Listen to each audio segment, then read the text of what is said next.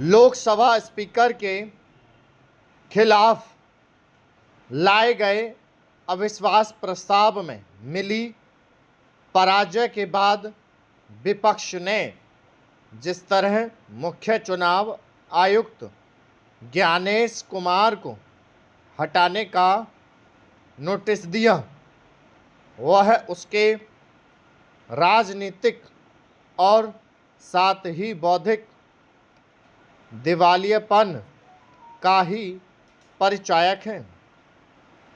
यह लगभग तय है कि संख्या बल के अभाव और मुख्य चुनाव आयुक्त को हटाने की जटिल एवं लंबी प्रक्रिया के चलते विपक्ष की यह पहल सफल नहीं होने वाली। फिर भी यदि वह ऐसा कर रही है तो जाहिर है कि खबरों में आने और यह शोर मचाने के लिए कि मतदाता सूचियों के विशेष गहन पुनरीक्षण यानी SIR के जरिए उसके साथ अन्याय हो रहा है। ऐसा ही शोर बिहार में SIR के समय मचाया गया था, पर सब जानते हैं कि चुनावों में विपक्ष को बुरी पराजय का सामना करना पड़ा।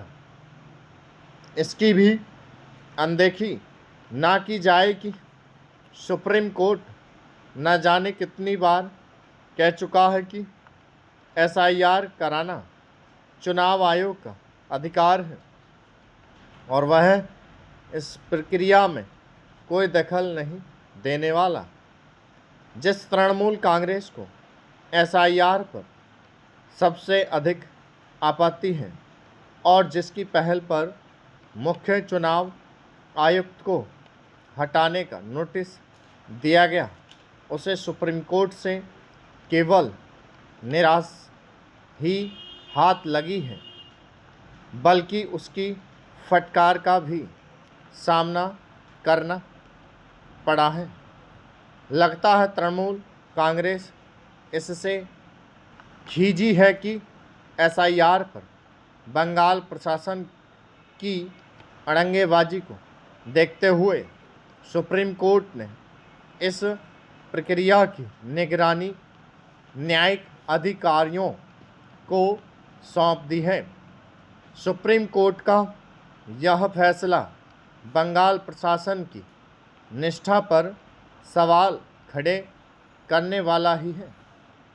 यह भी ध्यान रहे कि सुप्रीम कोर्ट बंगाल में SIR को लेकर और सुनवाई करने के मूड में नहीं है। इसका अर्थ है कि वहाँ जारी SIR में कोई गड़बड़ी नहीं।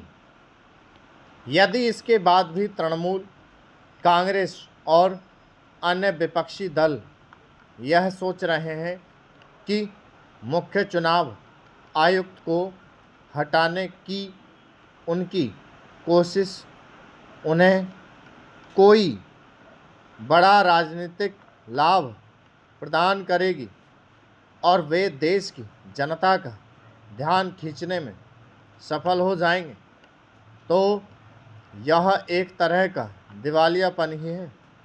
यदि विपक्ष की यह योजना है कि मुख्य चुनाव आयुक्त को हटाए जाने की आवश्यकता को रेखांकित कर वह चुनाव को लांछित करने में सफल हो जाएगा, तो इसे भी उसकी एक गैर जरूरी राजनीतिक कवायद ही कहा जाएगा, क्योंकि सब जानते हैं कि हाल के वर्षों में आयोग के प्रति न केवल देश के लोगों का भरोसा बड़ा है।